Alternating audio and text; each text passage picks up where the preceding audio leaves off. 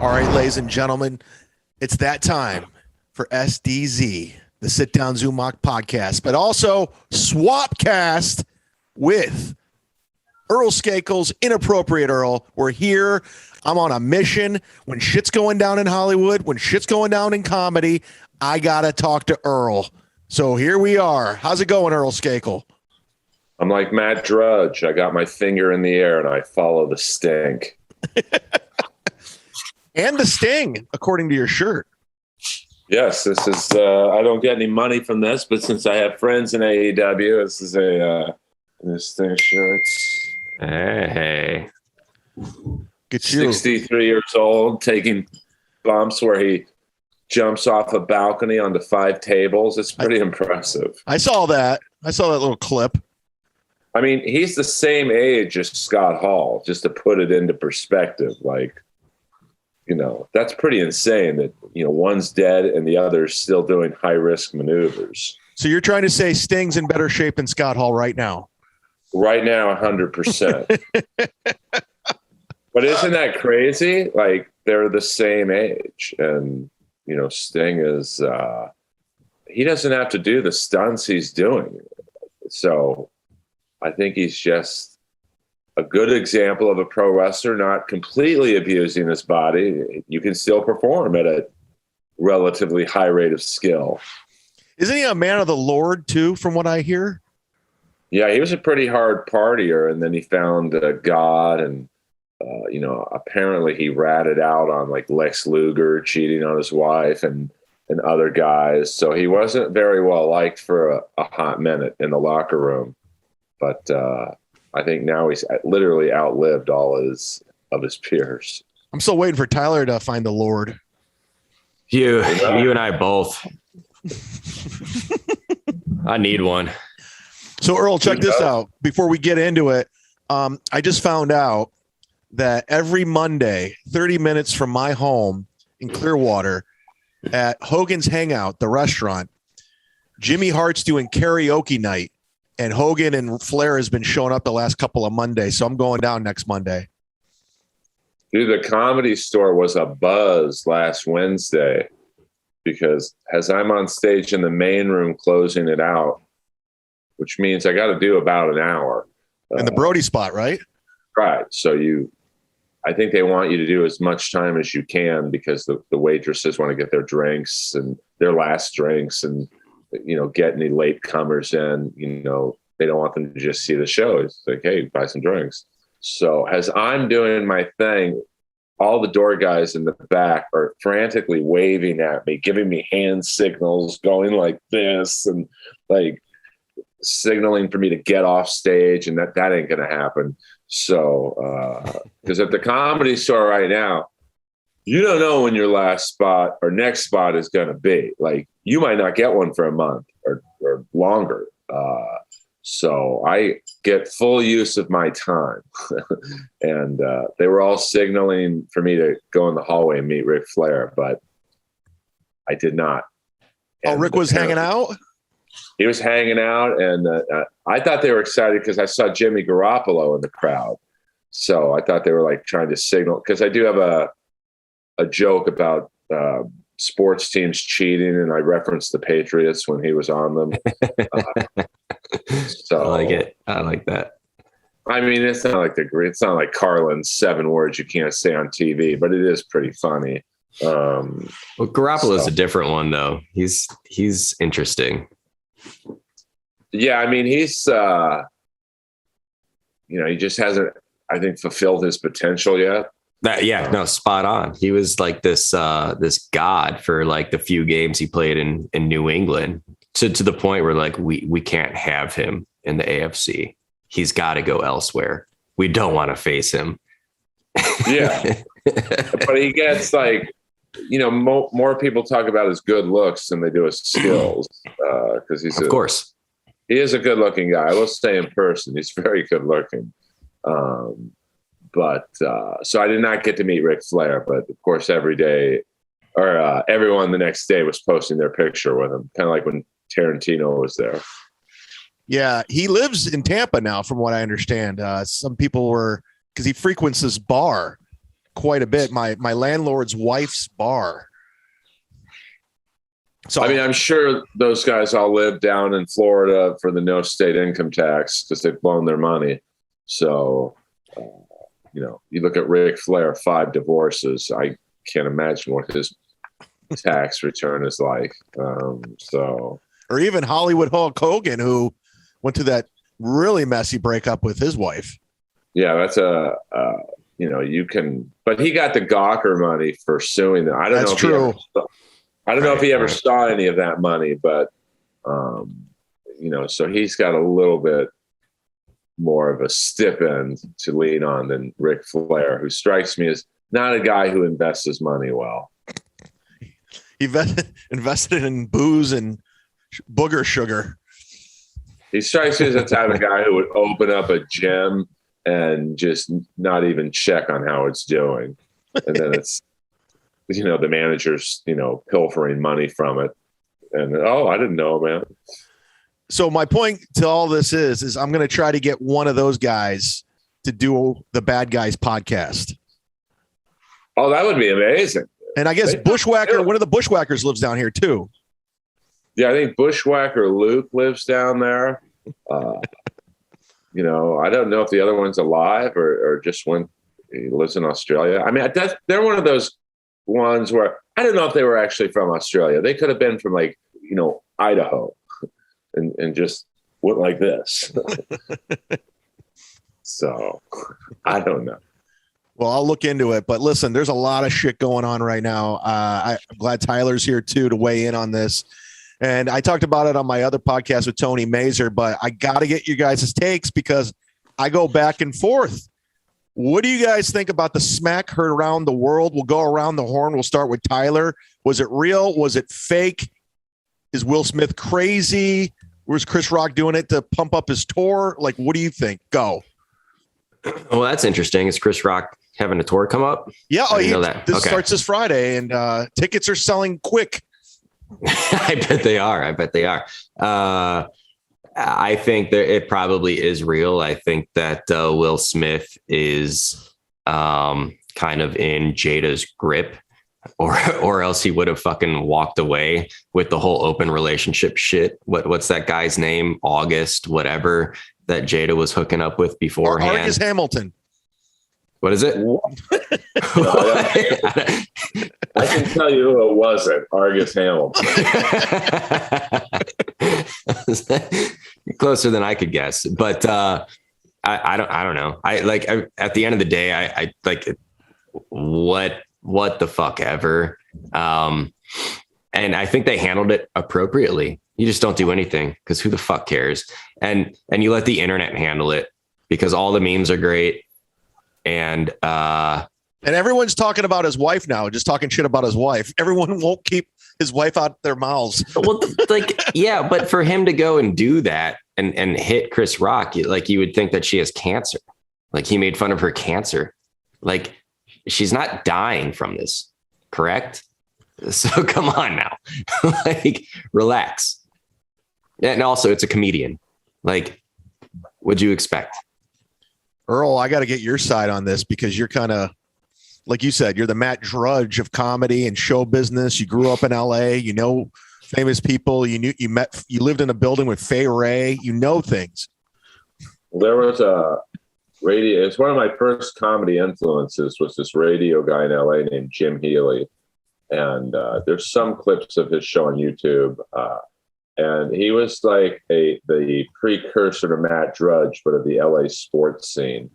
Like he had moles everywhere. So if you were, say, Steve Garvey and you were cheating on your wife at the Ivy with some other girl, Jim Healy had the bartender at the Ivy calling him going, "Hey, Garvey's here with a woman who's not named Cindy Garvey." That's how I am at the LA comedy scene. I got a lot on all the pedophiles, all the rapists, all the sexual assault people, all the Me Too comics, all the roast battle comics. So, which are one and the same, those last few categories. I think it's all the same category, right? So, yeah, in terms of was the punch real, 100%. I've watched more pro wrestling than anyone on planet Earth. That's why I wanted to ask you, because you know the pro wrestling, the whole shtick. Uh-huh. You're the expert on this. He did not stomp his foot. Yes. No, that's the first thing he would have done. If it was safe, he would have. Of course. Like for you not knowing what we're talking about, if you ever watch pro wrestling, AEW tomorrow night or WrestleMania this weekend, any punch or kick they throw, they stomp with the leg at the same time. So it makes that punch sound. I almost said Tyler Perry. Will Smith did not do that. I mean, and you can tell the look on Chris Rock's face was, oh, fuck, I just got hit. Yeah. So the punch was real.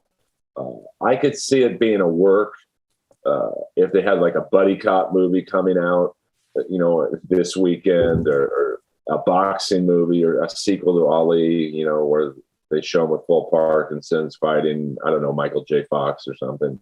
But if that's real, so it's wrong is the next question. Was it right or wrong? It's assault. So, all jokes aside, if you say, hey, that's okay, then every comic from me to Chad to, Dave Chappelle and all points in between has to be on notice for telling any offensive joke that the audience has free reign to hit us. So, now I think the next question is, what's the punishment? Do you take away his Oscar, which I don't think you should. He earned that. And it kind of takes away from, if you give it to whoever finished number 2, it's not, you didn't really win it. But I think they should say something you can't fine them because, you say, okay, we're going to fine you $10 million. That's like $20 to him. So I would say you're not eligible to win an Oscar for the next 5 years because that hurts him, So that's my take. My thing is my Rack Earl, everybody. I'm fascinated with just the fact that he's so in this bubble of Hollywood and they have no idea what the rest of America are thinking, and he thinks he could just do whatever the hell he want. He did do whatever the hell he wanted, and the level of narcissism and craziness, it's just they feel like the laws and the rules don't apply to them. And I go, I think Will Smith's mentally ill. Like I think he's sick in the head. Yeah, but like at the same time, like he didn't only do it for his wife, he also did it for his 2 daughters, So what kind of message you're sending? He has like a show on the Discovery Channel. Like what are you sending to the kids when you're saying keep my wife's name out of your fucking mouth? The guy who wouldn't swear and rap, but now he'll just swear on network TV. That's fair. I mean, you just can't do it. Like but I look at it from his side of things. I understand why he did it. Apparently I'm not up to date on the feud. I got my own feuds to worry about. You do. Really with just one person. But let's roast.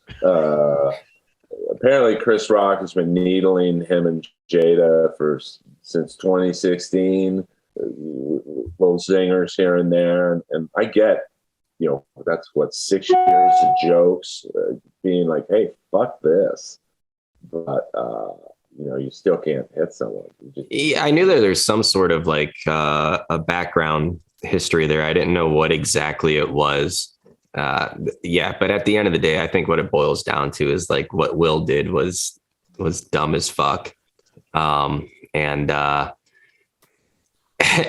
not that I needed to like him less, because I really never cared. I look at him as an actor. Like if it's a good enough movie and he's in it, I'll go see it.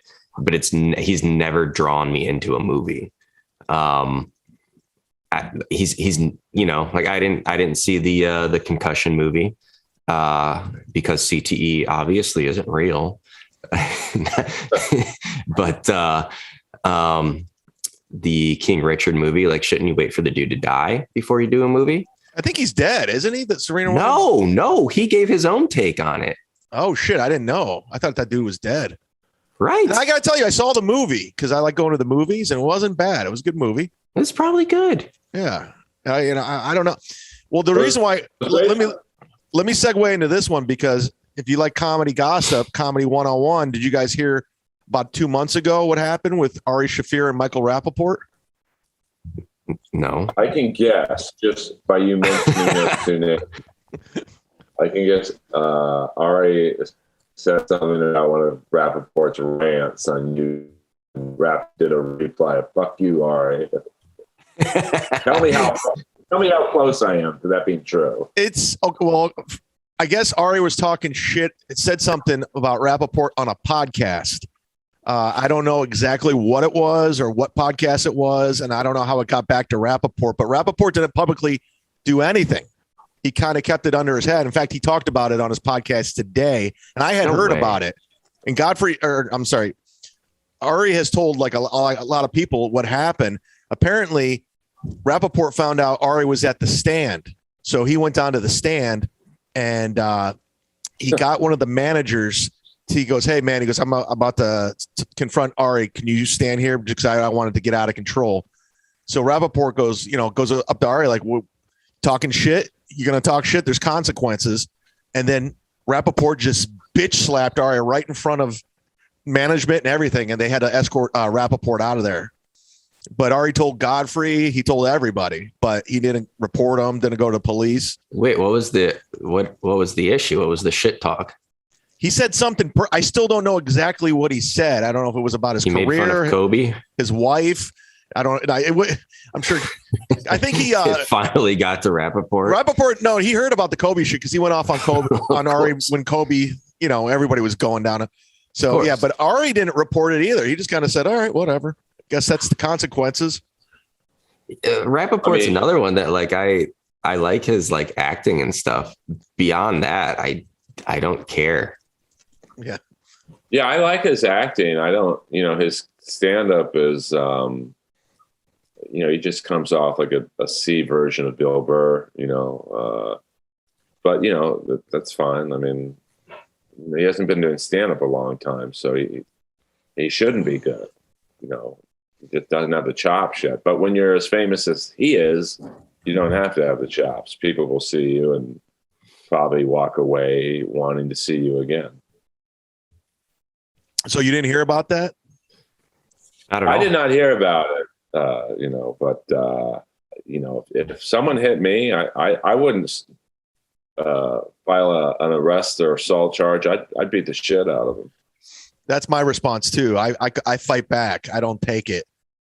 Self-defense. But what do you do during the Oscars? Oh, well, I mean, that's a tough one. If I'm Chris Rock, I think Chris Rock handled it exactly how he should have. But don't he kind of look like he looks like a bitch though? He just took it. What else is he supposed to do? Get into a fucking fight? I would have, but like, so would I would cause a scene. I don't tolerate disrespect like that. Like, I mean, I didn't think it was so much of a joke about her illness. It was just, oh, she has a shaved head, it's G.I. Jane too. Like, I don't think it was like, hey, you look gaunt, boy. So that's that's the other question. I'm too stupid to know. Is there a G.I. Jane 2 coming out, and is she in it? I think Hollywood should definitely make it now. I mean, that movie's like, 1997? Like, it was kind of an old ass reference. It was kind of a weak joke too, but it wasn't like smack me in the face kind. But like you said, Will Smith's been battling with this. He's been in Hollywood since the early 90s. He's been a superstar for God knows what. And I know how toxic and crazy LA is. And it almost ate me up. That's why I got the fuck out of there. So I can only imagine being at his level and how crazy he is right now. Yeah, I mean, that's a weird couple. There's all kinds of rumors about like them swinging and her fucking the son's friends or something. So him I'm being sure gay. I mean, yeah, I mean, there's the gay rumors. So I'm sure it was just the last straw. And, maybe he was super nervous because he didn't know if he was going to win the award or not. And he's on edge. And I thought it was a pretty harmless joke, but same. Okay. Well, let's go back over to the Rappaport and Ari. If Ari would have stood his ground, who wins? Well, Ari's a different cat. I mean, Ari. I know Ari. I did Punch Drunk with him. Ari is a human troll. Like he, of course, lives to cause problems. He lives for that. But Ari, even when the Kobe tweet happened, I remember I saw him. He was in New York like 2 days later, and he just was at the cellar. And I go, dude, like, are you okay? He's like, yeah, I'm fine. Like he kind of knows like there's consequences to your actions. Like he realizes, all right, well, I'm gonna get. But when he put that video out, man, I giggled super hard to myself in my car, right? And I was like, what the fuck? And then, but then it's like, 24 hours later, you find out all the other people in the helicopter and you're like, fuck, like all Ari did was he pulled the trigger real fast as he does. Fast. I mean, Kobe was still on the hill. Like they're still scooping him up. Good God. Yeah. Well, I mean, I think the problem was, usually when Ari does that thing when someone dies, it's like a relatively big name comic, like a Ralphie May, but sure. And I love Ralphie. If you've met Ralphie, you loved him, but he was not iconic. He was a comics comic, but, Kobe is iconic worldwide. I mean, there's posters of him in China and Morocco, obviously in the States and Canada. So he might have picked on too big of a target, even if the kids didn't die in the crash, which I know Ari didn't know about at that time. It's just like, it's like when LeBron dies or Jordan, Larry Bird, they're just too big to make fun of. You can make fun of even Patrice O'Neal dying, because if you weren't a comedy fan, you didn't know who he was because he didn't really act or anything, so it's, I mean, Kobe's up there with maybe very few people being maybe the most top 10 known people of all time. You don't even have to say Bryant. You can just say Kobe, who everyone's talking about. Which is a great transition, since we're talking about dead people. I got to get your take on this, Earl. I don't know if you saw this, but the Bob Saget Memorial Roast may become a Netflix special. The raunchy star-studded salute, to the late Bob Saget that took place in West Hollywood's Comedy Store, your backyard, in January is reportedly being turned into a Netflix special. Comedians including Jeff Ross, Jim Carrey, Chris Rock himself, and Saget's friends Stamos and John Mayer gathered after a Full House veterans fancy funeral to send him off with jokes, musical performances, and a roast. Were you there? Are you aware of this? And are you shocked that Jeff Ross is returning to Netflix? I mean, I think it's in poor taste, to be honest with you. It's just because I was not in the room, but I was at the club. It was a very sloppy, people getting hammered, and it was heartfelt.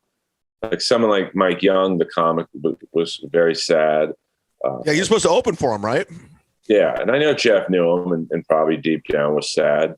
But I just think it's a little gross to, turn the memorial into a TV show. I just don't like. Do you think that was an opportunist situation? Do you think?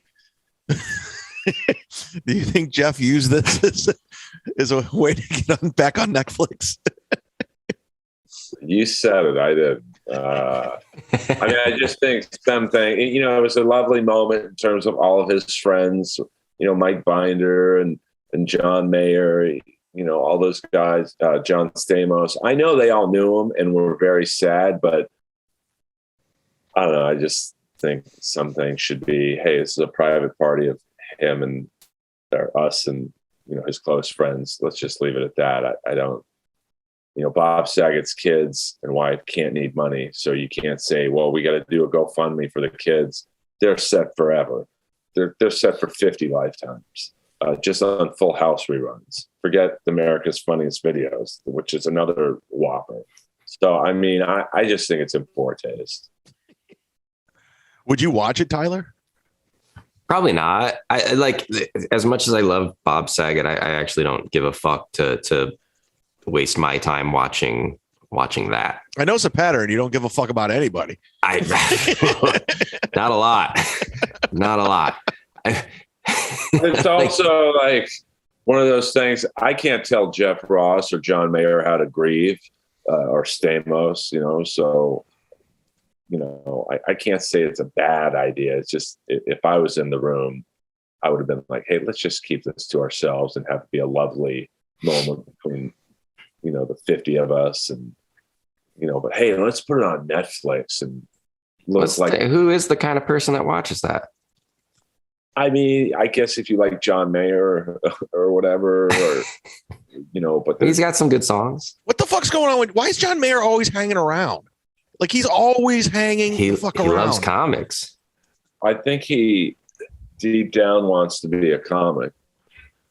So you think, well, this guy gets more pussy than anyone. He's a great guitar player. Why would you want to subject yourself to stand-up comedy? But it's like, you guys know this. I mean, stand-up, I think most people theorize that it's the hardest entertainment craft because you're up there by yourself, so they want to do it.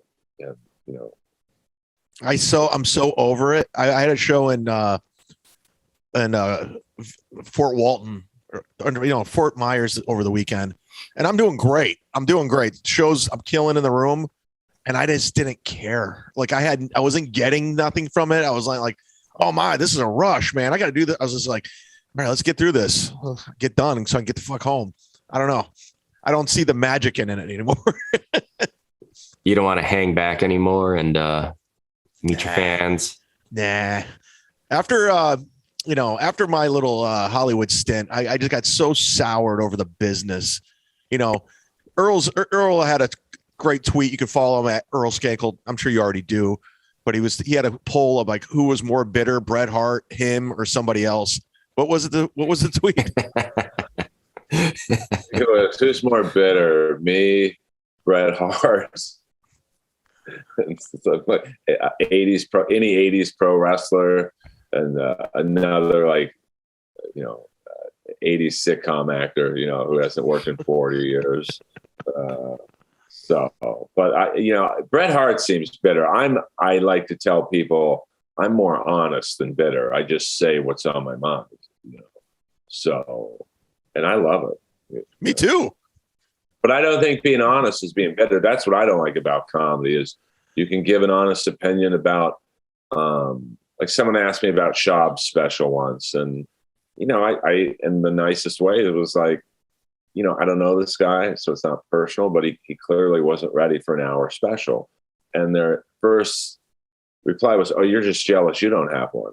And I'm like, I could have 100 specials out. My opinion on his special would still be the same. You just, no one who's been doing comedy 3 years has an hour. No, even Joe Rogan had said, I won't tell you the source just because I don't want to get them in trouble. He opened it, I guess. He opened that Showtime special, and they asked him, like, how'd it go? And he was like, ugh. I mean, he publicly didn't say it. He personally said so. That's what the word was. He just wasn't ready. And I don't know the guy. He seems to like shoes. But I'm not trying to go after him or shit on him because number one, he could beat the fuck out of me. Yeah, I was gonna say, like, legitimately destroy me, and he's done very well. Knowing Joe Rogan and knowing the right people. But I understand he has a good work ethic, so I wish him the best. But it wasn't very good from what I saw. I mean, he had a look in his eyes the whole special. Like every punchline, he would be like thinking, please laugh at that. Please laugh at that. So, he just wasn't ready. I mean, I knew his manager at the time, and his manages A-list people. I forget Dante? how they look. Hello. So is he part of Golding Artist Entertainment? Because you said A-listers. And he's like, what would you do with him? And I remember telling his manager at the time, whatever you do, don't give him a special. Have him host. Because Showtime, I think, thought, well, this guy's he does the red carpet for boxing, and I think he did some Bellator things for their cards. I said, have him host. Have a Brendan Schaub and friends. So that way he can host. He does maybe 5 up front. He's probably got 5 TV minutes, maybe. And then it could be either his famous friends doing new material like Rogan, D'Elia, Callan, or Theo, or you have 3 unknown comics. It's like a showcase, like people like us, or I don't know, Hinchcliffe and Tiana, people you might not know but are funny, and they can carry the heavy lifting of the show. And he's like, oh, that's a good idea. But I knew they were going to give him a special. So yeah, well, you know how they like to push people out that could possibly sell tickets. I remember Chris Kattan, his first time around doing stand-up, like clearly did not have the time. So he ended up just hosting all the shows at all the improvs and Funny Bones, just doing a couple minutes up top, some characters, and bringing up like local road guys who knew what they were doing. But he sold the tickets. Oh, 100%. But, once you got their money, it's like you put on whatever show you want. Like to a lesser degree, I know Jeff Richards was featuring for Kato Kalin. Like Kato Kalin doesn't have 5 minutes. He's a great guy. He's super nice. But they would make it seem like he was the headliner on the billboard. They got on like billboards on the way to Vegas and shit. And like if you're ever going, where is it? Through Pomona in the LA area, they have these weird casino signs, for and he got on those billboards. And if you look at the billboard, it looked like Kato was headlining and Jeff was like, the smallest corner of the corner. But in reality, Jeff was headlining and Kato was hosting. But, on the billboards, you got the opposite. What moron's going to go see Kato Kalin do stand-up? I mean, the guy was just a neighbor of a guy who committed double homicide. That's his credits. I know. Well, it's like, I think Swartzen told me this once. He opened up for Screech at Acme in Minnesota, or one of his home clubs. And I just saw Nick last week. Yeah. Side Splitters, right? No, he was up Orlando Improv. Okay. And so Screech is headlining. So Screech has to follow Swartzen, who's a killer. And, Swartzen does like a 20 minutes and his 20 minutes is probably mind blowing, like just because it's so tight and focused. And Screech did like 10 minutes and he like left the stage and the owner was like, you're not getting paid unless you do a full hour or something to that effect. So, but getting back to like, my tweet about being bitter, bitter, I think is someone that is, well, so-and-so's podcast sucks. Why does it suck? Oh, I don't know. No one deserves that kind of money. Like, well, that's just bitter. Yeah. I guess there's a difference between that. I actually opened up for Screech too. I did it for the story because I heard he was a hothead and he would like just lose his mind. He couldn't have been nicer. I think at this point he was a little beat up. He was at the Funny Stop, Tyler, in Cuyahoga Falls, and okay. Oh no shit. And he hung out. He was just like cool. And at the end of the night, we went to the bar across the street, and he's like, "Hey man, do you like to party?" And I'm like, yeah, we're partying, man. What's up? And he's like, no, dude, party. Can you? And I didn't know that was the universal, get me some Coke or whatever. And for some reason, I just got caught up in it. I was just like, yeah, man. And he's like, can you hook it up? And I go, yeah. Let me be right back. And I just left because I didn't know what to say. I didn't want to say, no, I don't do Coke. Oh, you could find it in Cuyahoga Falls. Yeah, but easy. I don't do it. I'm not going to go be a drug mule for Screech. Oh, you should have. Well, that's like at the Comedy Store at the Roast of the Iron Sheik. I'm dressed up in full Ultimate Warrior gear, and I kind of did look like him.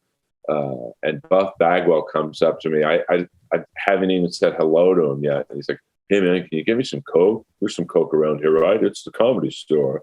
And I'm like, I don't know, dude. Like, Aren't you the guy from Gigolo's? That was my out.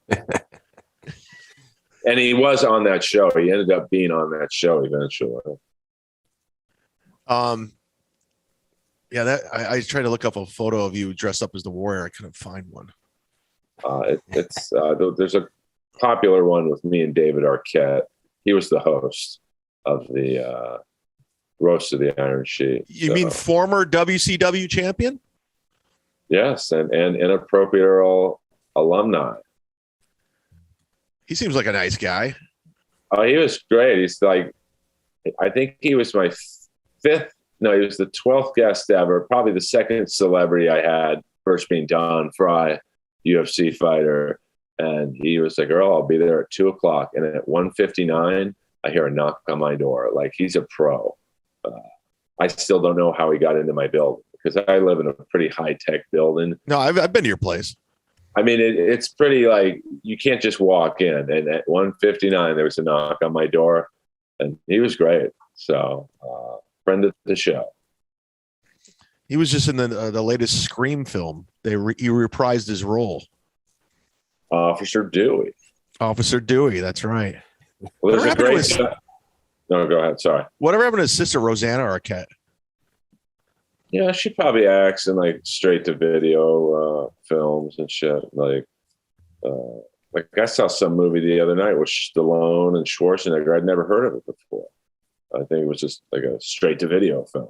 What was the movie? I want to see it. It's like some weird movie where it's a prison movie where they break out of this super high tech security prison, and I think Vincent D'Onofrio and Jim Caviezel are the bad guys. They're like the warden or something. And it's like, I've never heard of this movie. So someone like Rosanna Arquette probably does a lot of independent films that either never get released or holy shit. Yeah. She looks well, I mean, she's got a rough life. I mean, yeah. Yeah, she partied for 30, 40 years. Like a guy who does that looks cool. Like Keith Richards, as crazy as he looks, he kind of looks cool. You know, any 80s rocker, they're a little weathered. But when a girl like parties like that, they don't look cool. Yeah, that's the bitch of Hollywood right there. That's, there's a shelf life for these ladies, unfortunately. But guess what? I don't care. Right, Tyler? There you go. I was just going to say, now you're getting it. You got it. You got it. I don't have enough life to care about everyone else's, Well, since I don't get to speak to Earl as much as I like, so I like to get caught up with stuff. And even though Tyler and I have talked about it being Cleveland Browns fans, Earl is a Pittsburgh Steelers fan. And I forgive him. We both got new quarterbacks, and ours is a little bit more controversial. And I'm curious Earl's take on Deshaun Watson and that situation. 22 sexual assaults. That's a lot. They all can't be lying. But like I said with the comics and anyone else accused, I think Deshaun Watson should have his side. And I also think he should get passed at the Laugh Factory. Go ahead. Hello. I had the crowd do that the other night, the Ric Flair night, because there was a great, just long story short, there was a great energy in the club that night. It's like, it's slowly coming back. You could feel the energy. And like the last 10 minutes of my set, I was doing these really hacky jokes. I'm like, someone taped this after every punchline. And there was probably close to 400 people in the room still. Like, you guys yell, hello. I'm going to put it on YouTube. It's so dumb. That's not a bad idea. That's a kind of funny thing to do. It's like everyone has like a little thing. If you did that at the end. I was like, hey, do they have dating apps in prison? Because I hear prison sex is a real pain in the ass. Hello. And like the hackiest jokes I could think of. Some were mine, some weren't. But in terms of Watson, it's like they all can't, like 22. Like I don't think they all got in a room and said, "Let's get a story going." I mean, I hope he's innocent of all of them. I think it's like, it's hard to, because I know the Steelers were almost in on him as well, but I think the Rooneys were probably like, let's just go with Trubisky. It's a lot less headache there. we got a classy organization, and Cleveland's like, yeah, well, fuck Baker. Let's go get this guy. Let's throw the kitchen sink at him.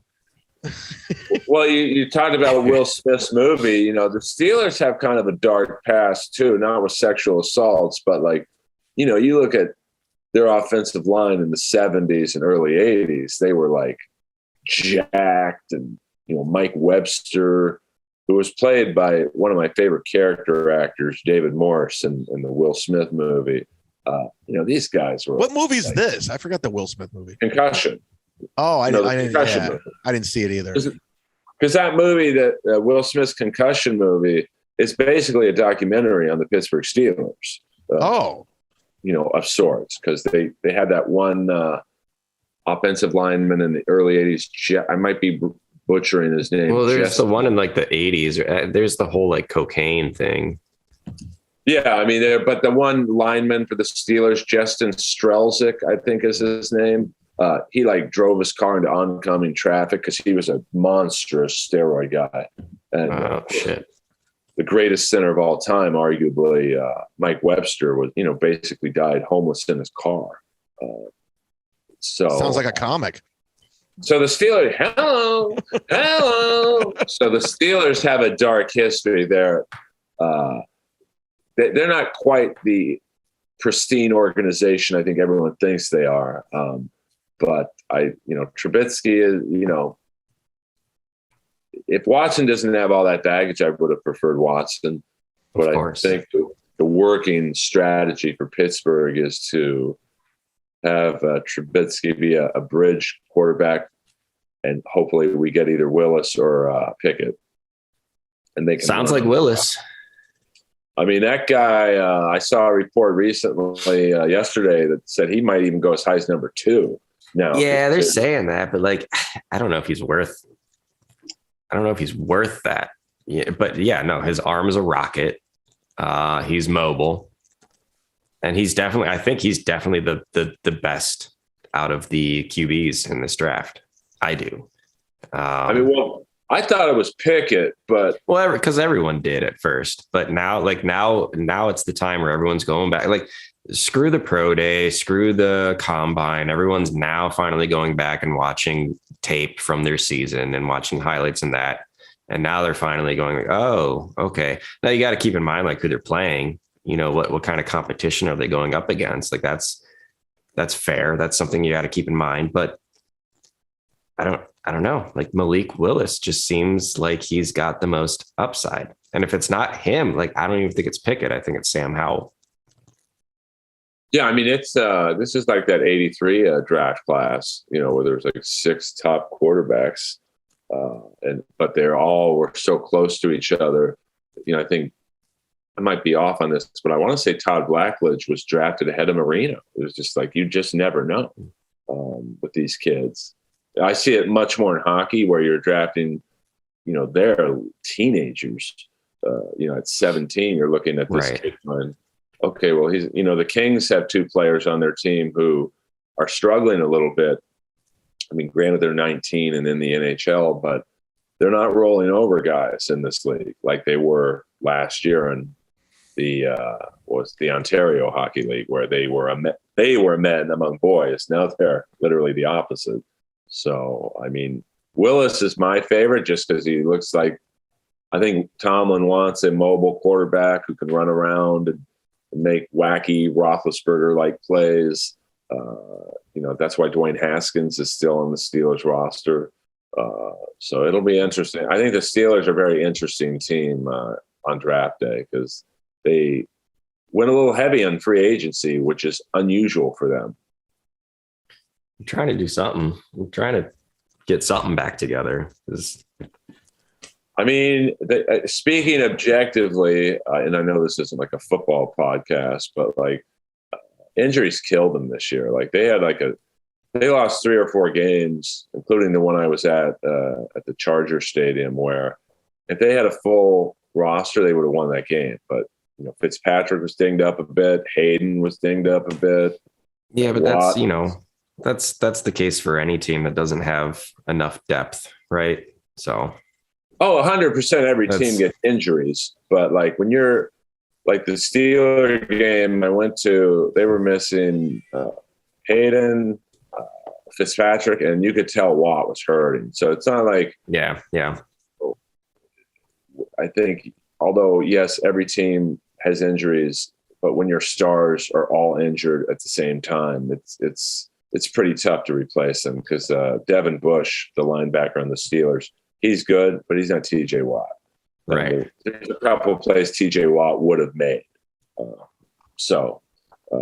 It'll be a fun. I think there's going to be a lot of movement at the draft because I think there's like 5 or 6 teams you need a quarterback, and Willis is in demand, Pickett, and the others. So I love the draft. It's like a slave auction. Nobody wants Baker. It's like, God damn it. I know. Hey, by the way, check this out. That's me and Joe Hayden on a roller coaster.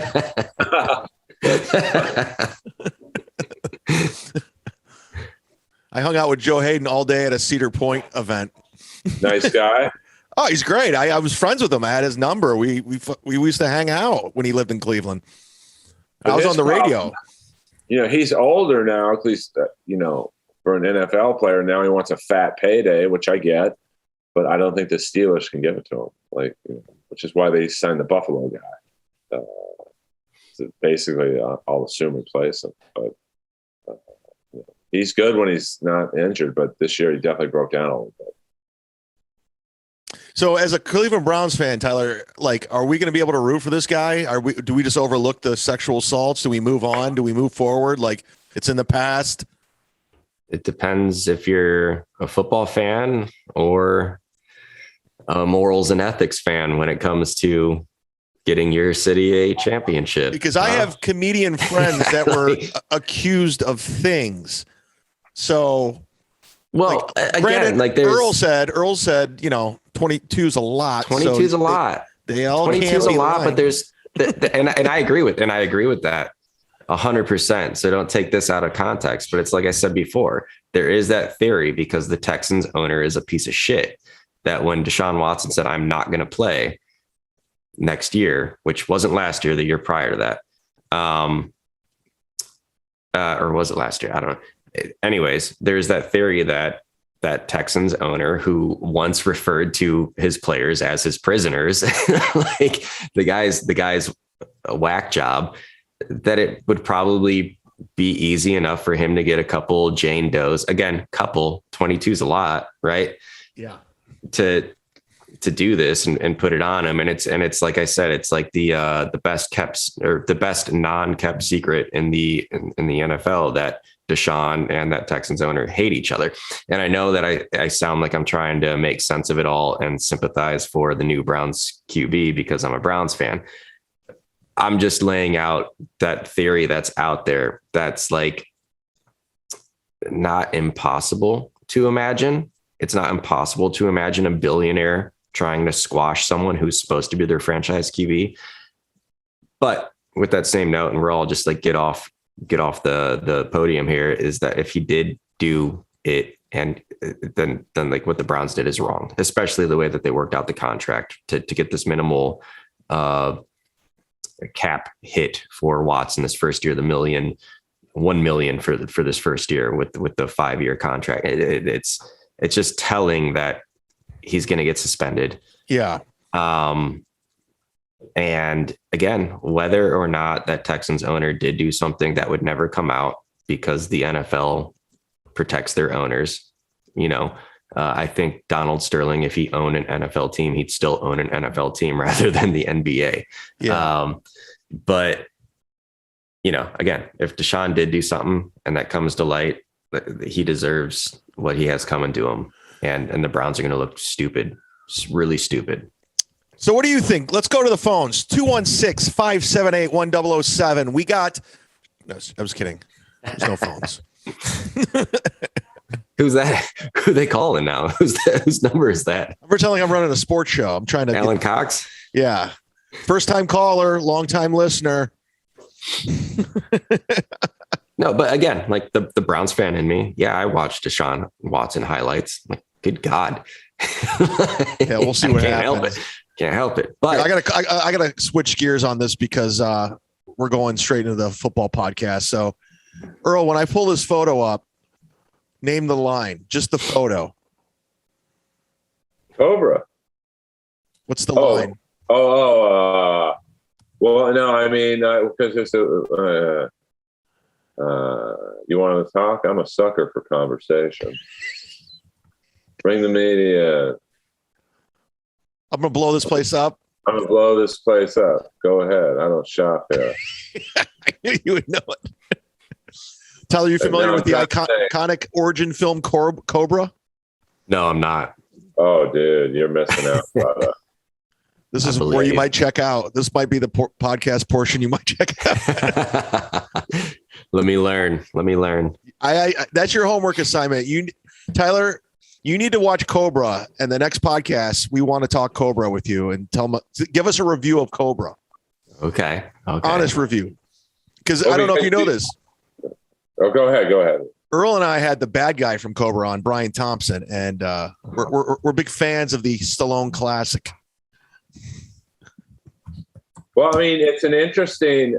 I think I'm a fan of Stallone so much because so many of his movies have an interesting story behind them. Like, Cobra was the original script for Beverly Hills Cop, and so Stallone was slated to be Axel Foley, and he was like, "I'm not funny. This is like, I don't do or I don't know if he said stand up. He's like, I don't do comedy." So he made his version ultra violent. They're like, well, Eddie Murphy can't do this, so we're going to give him the comedy version. You're going to do this version. And I think the original cut of Cobra, as Shad knows, was rated X for violence. And I've, I know some A-list people. I don't know a lot, but I have like 5 or 6 people. I had someone recently call me one of these A-listers. I won't say their name just because I'm sure they don't want their name mentioned on a podcast, but they were like, "Hey, do you want help trying to get into JFL this year?" I'm like, "I'd rather get that 3-hour cut of Cobra." That's why I haven't made it. The guy was literally, I did not ask this person to help me. He just, for whatever reason, likes me. And the JFL, Tyler, it's like the Super Bowl for comedy. Like, it's not what it used to be, but it's still pretty cool. And that's why I'm where I'm at. Wow. For him to be able to get a white guy into JFL, he must be an A-lister at this point. Well, I mean, I thought, I know I'm not getting new faces. I'm too old for that. But, they have a thing called Unwrapped, which is for guys like us. Like, it's literally made for people like me and Chad to, like, guys who are funny, but for whatever reason, they just don't have representation. So, fingers crossed. Well, I'm going to backdoor this bitch because I'm about to be a TikTok sensation, according to my TikTok account. It's on fire, Earl. I got a video with 7 million views at this point. So that's amazing, dude. This is my ticket in. This is my tick. I'm a TikTok superstar. And I don't even know. But it is, though, dude. You say that kiddingly, but like Josh Nasser, do you know him? Yeah. Boom. Like, dude, that's crazy. Yeah, I got this video right here. It has, actually, 6 million. Sorry. But like, he couldn't get clubs to call him back for feature spots. Now he's got clubs calling him for headlining spots. Is he big on TikTok? Oh, dude, he's got close to 1 billion views. Wow. Jesus Christ. And I think 2 million followers or something like that. So I didn't know. Like, it's so funny, these guys, and then you find out, he has like 2.7 million followers. That's fucking crazy. So, I thought about revamping my TikTok and maybe doing because I hear a lot of the key to TikTok, like anything, but especially on TikTok, is just doing it, like consistency. And I'm not very, I don't even think I have 2,000 followers because I put out maybe one video every month and a half. So, I don't get the humor on it, to be honest. I don't like it either. I just did it just to do it. And actually, I have someone running it for me. And then I just downloaded it because I was getting all these views. I'm like, all right, well, okay. I better have access to it in case it takes me to another level of this business. But it does, though. It's not about being funny, man. It's about your social media. Sucks. Even when I got signed to my voiceover agency, and they're the top agency in LA, the first question they asked me was, what do your socials look like? I'm like, and I'm saying to myself, and they treat me amazing. So this is not a slam, but I was like, well, what's it matter? I have one of the fucking deepest voices on planet Earth, especially for a white guy. Who cares? But, that's just the way it is. Yeah. I'd be so fucked. Yeah. I'm not getting shit. I mean, I think once you like Paul Rudd, I don't think he's on any social media, but he's a huge star. Yeah, but how do you get there? I mean, you're asking the wrong guy, bro. Those guys were grandfathered in. They were famous before all this. So before it all took off. Yeah. Yeah. Even like comics like Jeselnik, he's not really on he's on there, but he's not real active. I don't think he has an Instagram, but he kind of does, but he's got like one post. Literally, I think he put one post up just to be. They must have a rule. You have to have at least one post to stay on it. So I'd rather be like him, just fucking funny, and keep banging. Your shows will sell out on their own, but you're not getting a meeting with that mindset. So who's the top dog at the store right now before we roll out? Because I gotta be honest with you. I used to follow the store on Instagram and the lineups. I don't even care. I don't even check out who's what. I don't know what's going on. I'm so out of the loop. So I like to get my updates on Hollywood from you. Steve Simone and I talk once a week and we catch up, but he's doing his own thing now. Yeah. I mean, there's really not a top guy or girl at the store. It's more of an ensemble group now, which a lot of people like. But Joe was in town this weekend, sold out shows. Oh, did he do Comedy Stores? Yeah. So, I mean, Joe will always be the top dog, whether he's in Austin or Botswana, but was he hanging out with everybody? What was he doing? I didn't go either night just because I didn't have a spot. But Mike Tyson was there, I think Friday night. And so, I mean, Joe brings in the celebs.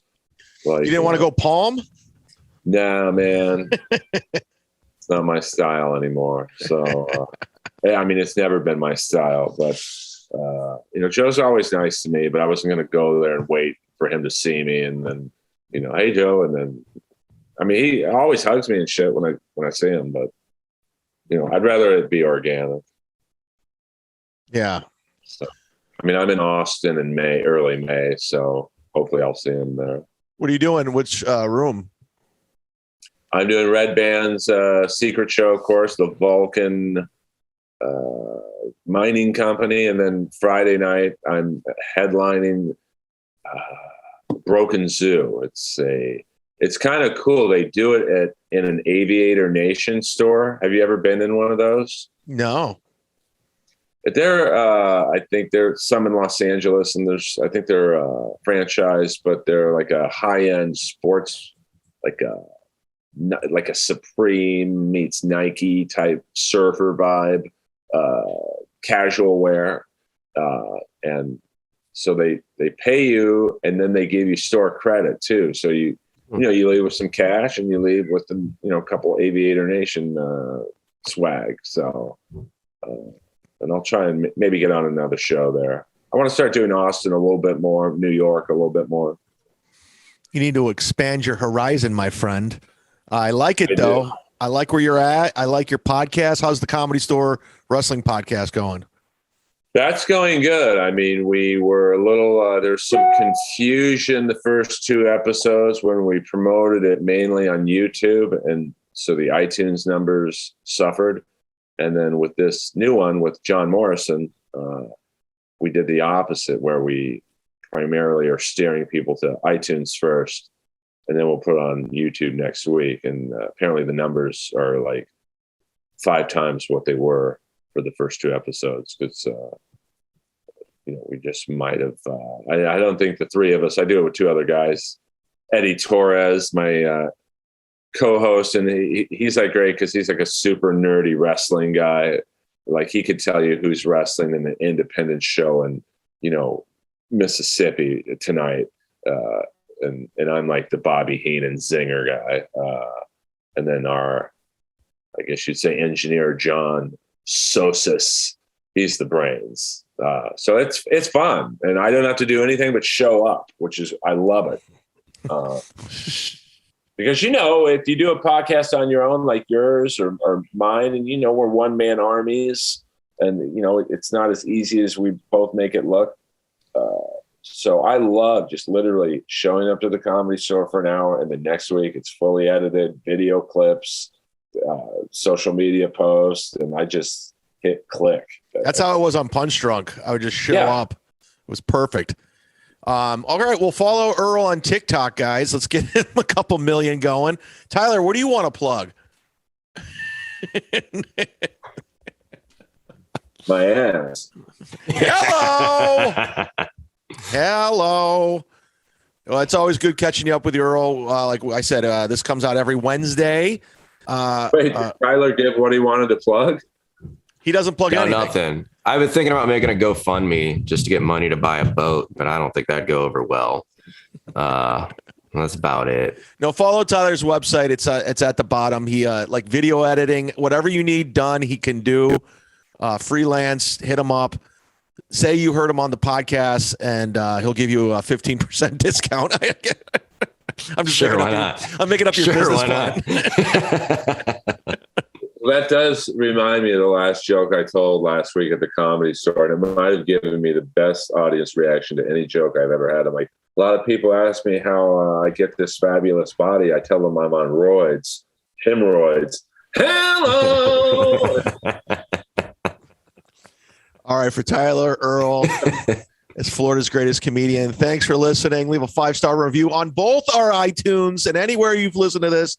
Thank you so much. Sign up to the Patreon, patreon.com/Sit Down Zumock. Thank you.